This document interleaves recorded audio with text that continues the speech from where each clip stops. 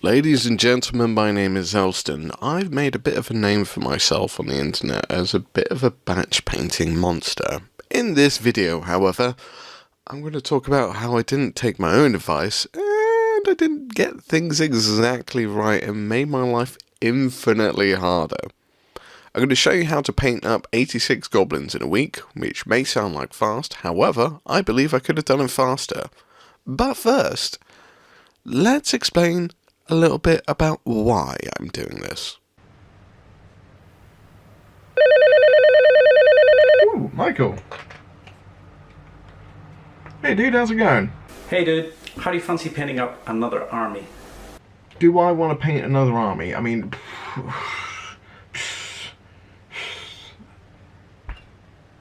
Yeah, I actually do want to paint another army. What do you need? I need a batch of badass Moria goblins and I've got a week to complete the project. Do you have the minerals? I do like a challenge. I'll tell you what. I'll get you an army worthy of Mordor before you even know it. Legend. Thanks a million, man. Chat to you soon. Bye.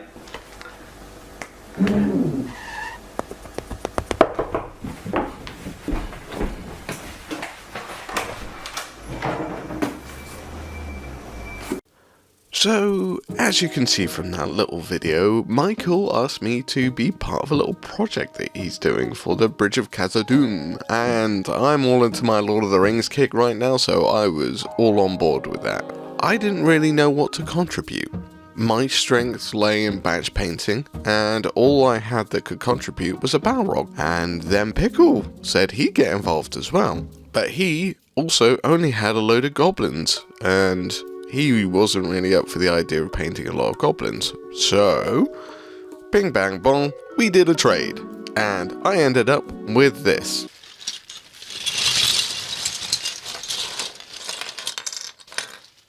Now the only caveat with all of these goblins is some of them that were supposed to have shields didn't have shields. So I needed to fix that somehow. I went to DeVale Games on Patreon, and in their welcome pack they have goblins, surprisingly enough, so lo and behold, 3D printing comes to my rescue. So I 3D printed a lot of stuff, and the intention was to 3D print all of these and then clip off the shields. Now I don't know why I 3D printed the other ones that don't have shields, but I thought they looked cool anyway, so I'm guessing shiny syndrome. Now that was a great idea, until I realised I could have made my life easier. So this is part 1 of trying to make your life easier, learn from my mistakes. There's a program called Mesh Mixer which allows you to cut up 3D objects. This allowed me to just cut off the shield and just 3D print the shields. Learn that you can do other things with 3D printing before you 3D print 35 extra goblins. So I 3D printed the shields and got these all ready to attach to the models. There were plenty of broken parts from snapping off the shields, but I thought these could be used at another point in time. I did a quick check to make sure they fit with the original models, and they look pretty good, so all good there. Time to move on to painting. So I decided to batch paint these, and I started off with a black primer. Nothing new here, this is a standard, just used an airbrush, and away we go. Now what I was planning on doing is I was only planning on painting up the original ones that Pickle sent me, which was 49. Pickle's OCD went a bit mental at that point, he said I have to do 50, so I put in one of the 3D models in there, so I had around 50. Then I did a zenithal spray with a white ink. Now, this is one step that's potentially wasted. I shall explain in the next step what went wrong. The zenithal coat is a good way of getting volumes and seeing where all the details are on the model.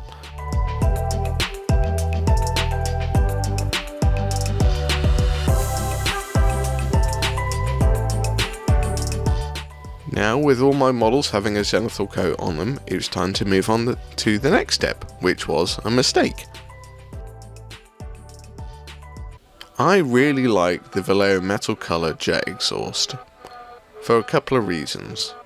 The main one is the fact that it runs and it leaves a little bit of a shade itself. Some layers are not as opaque as others, so you will have darker shades that run off of it.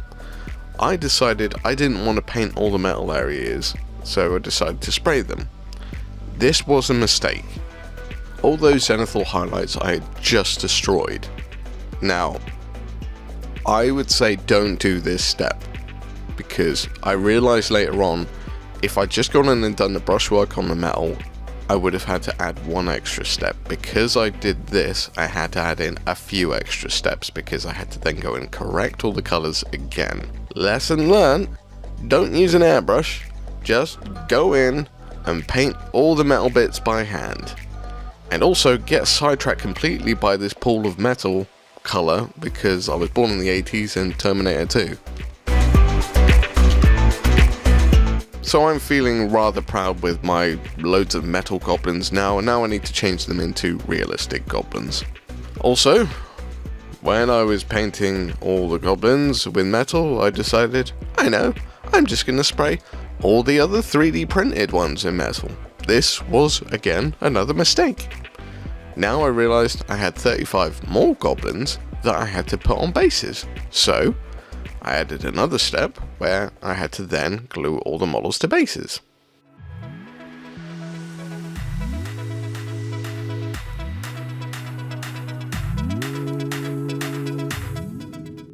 I make a lot of mistakes in this project, and some people may think that it's amazing that I did all of these in a week. However, to me, this was not efficient.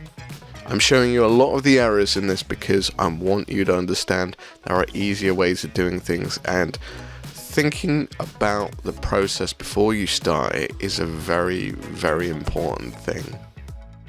I didn't start off with the test model. I should have.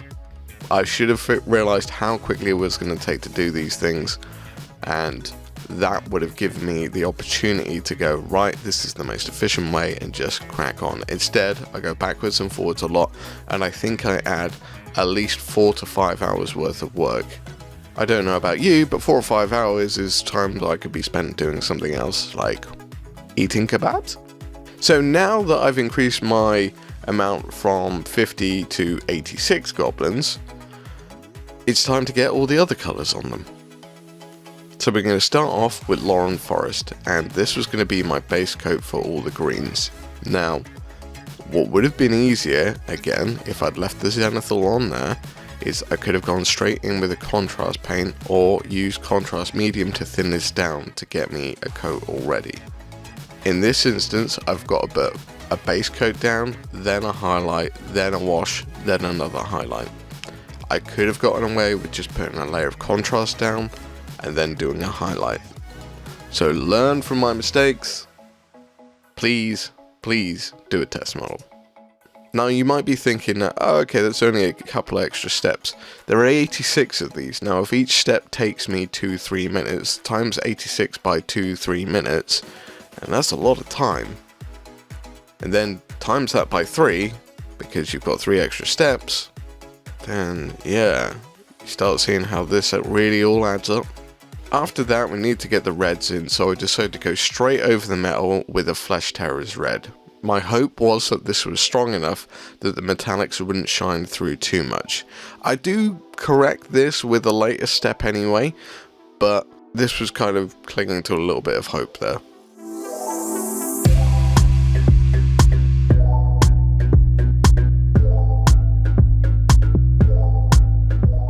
Then I used Leviathan Blue to go in and paint all the hair. It's very weird that I had to go through and paint all the hair. It's weird. I spent over an hour just painting goblin hair. Never thought I'd say that in my life.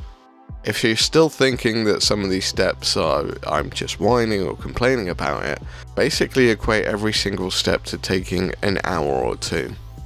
So every single step that you have to take takes an hour or 2. Because there's so many models. So I then decided to actually try some test color schemes with the skin, and I still wasn't getting a full picture. So with the test color schemes, I first tried using Plague Bearer Flesh, then watered down Plague Bearer Flesh, then Orc Flesh, and then watered down Orc Flesh. I then realised I still didn't have the full picture, so I came in and I corrected all the steps which I needed to before, and I came in with a dry brush. I dry brushed the entirety of all the models. I then came back in with those reinforcements, those extra layers, the Plague Bearer and the Orc Flesh and the test models, and finished off those actual test models to see which ones I liked the most. I should have done this at the start, but I did it eventually, and it gave me the direction I wanted to go because I realised that's the colour I wanted.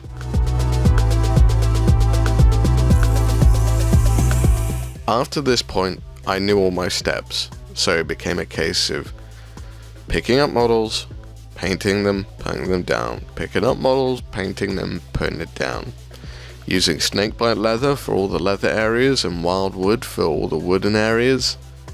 This became a real grind at this point. Now that's not a bad thing. Big projects do that, it just happens. However, if at the beginning I'd not done the zenithal and I've just painted in the metal parts, I could have maybe just gone in straight with the contrast and straight in with the reds and straight in with the snakebite leather and straight in with the wildwood, and I wouldn't have had to add in 3 or 4 extra steps with dry brushing, washing, and base coating all over again.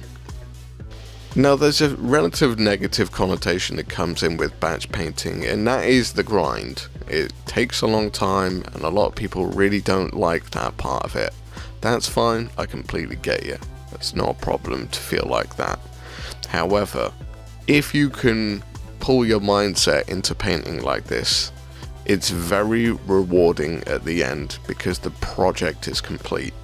It sounds very simple that I just say the project is complete, but a lot of people don't look at their painting as a project. They don't look at it as in, this is something that needs to be finished. This is just my hobby. This will just go on for eternity. If you have an army and you want it fully painted, just paint it all.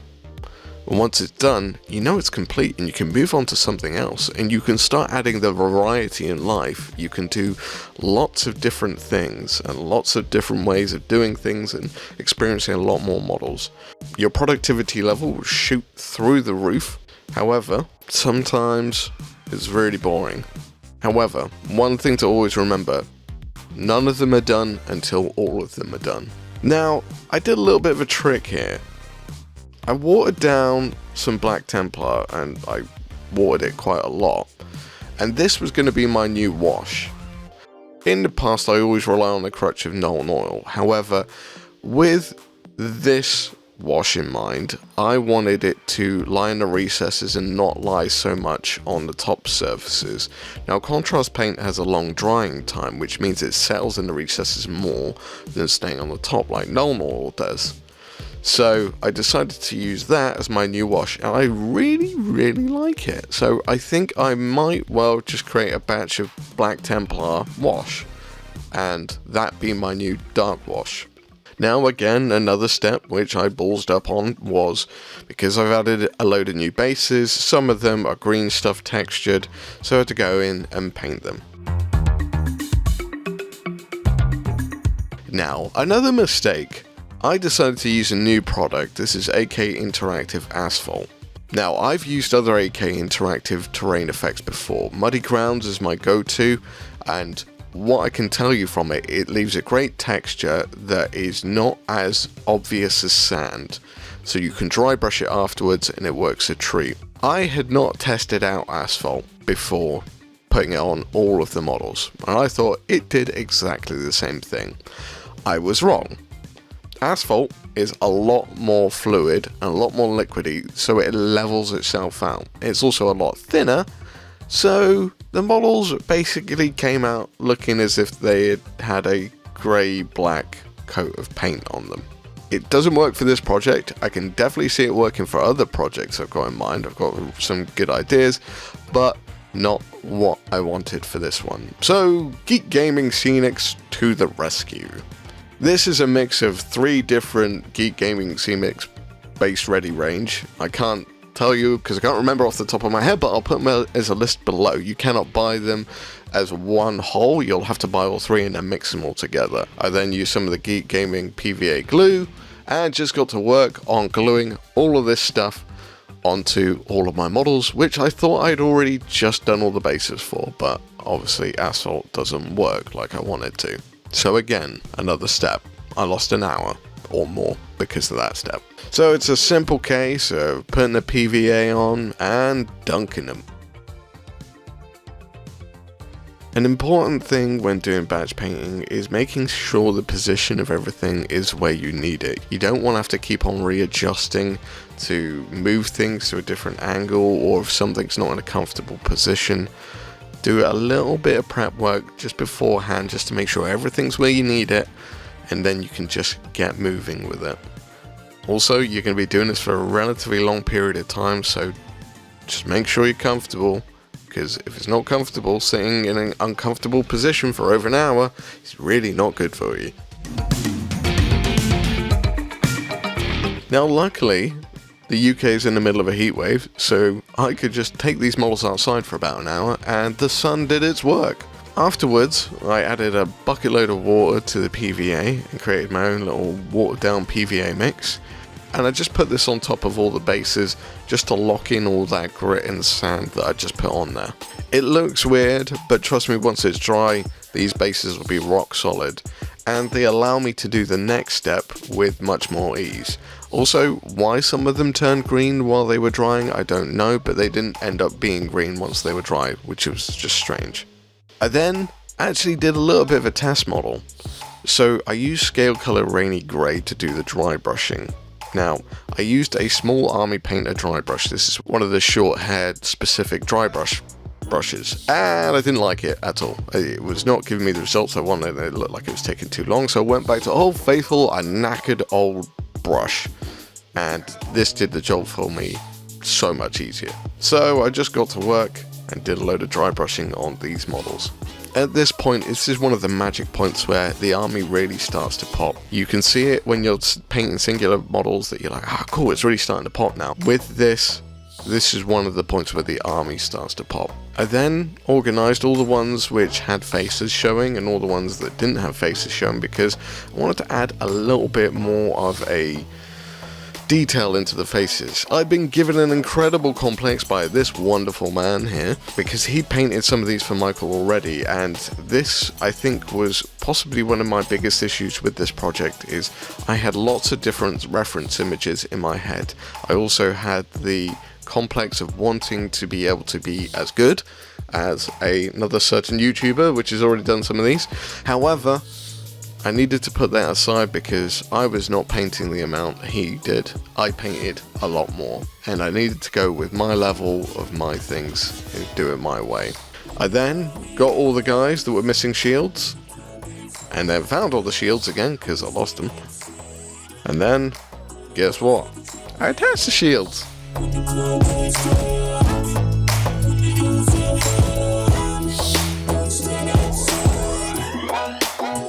And then the glorious part happens, where you get to paint the rim of the base.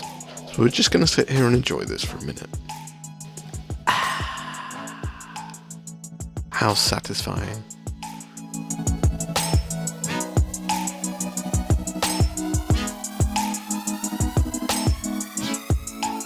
And that was it. My Moria Goblin army was done. I think I could have done these a lot quicker. Please learn the lesson from my mistakes here. Do test models beforehand. Makes your life so much easier. So much easier. And I did this in a week. I think possibly I could have done this in 3 days. Maybe 4. What do you think? Do you think you could do something like this? Let me know in the comments below. Now, this video is part of a collaboration. If you haven't guessed it already, Michael from That One Videos is making a big Bridge of Khazad-dûm board. It started off with Karl from Karl Makes Stuff. Please go check out his video if you want to see the beginning steps of the process of the building of the bridge. Then Josh from the Pickle Jar. He did the Balrog, so if you want to go see his video, there'll be a link up here, to go watch his video on the Balrog.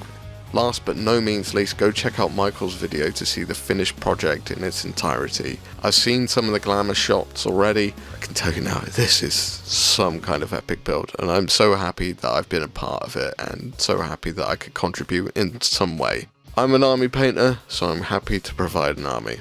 Ladies and gentlemen, I hope you've enjoyed this video. Please go check out the other videos from this collab. And until next time, be good, be safe, love each other, and I'll see you next time. Bye bye.